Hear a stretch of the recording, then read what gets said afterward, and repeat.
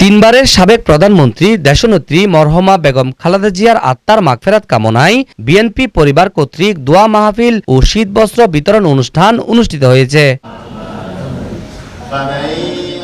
শুক্রবার 16 জানুয়ারি বদ্রহাট বারোইপাড়া মাহমুদিয়া মডেল মাদ্রাসায় বিএনপি নেতা ও জুলাই যোদ্ধা মোহাম্মদ জসিমের সভাপতিত্বে উক্ত শীতবস্ত্র বিতরণ অনুষ্ঠানে প্রধান অতিথি হিসেবে উপস্থিত ছিলেন উত্তর জেলা বিএনপির সাবেক সিনিয়র যুগ্ম আহ্বায়ক এম এ হালিম।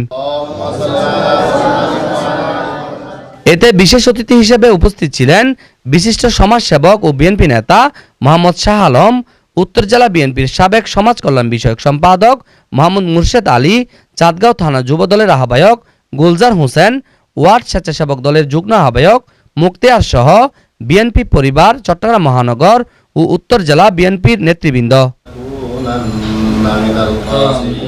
এতে মাদ্রাসার শিক্ষার্থীদের হাতে কম্বল বিতরণ করা হয়। আগামীতেও এই ধরনের মানবিক কাজ অব্যাহত থাকবে বলে জানান নেতৃবৃন্দ। মোহাম্মদ রবিল হোসেন, 24 টিভি, চট্টগ্রাম।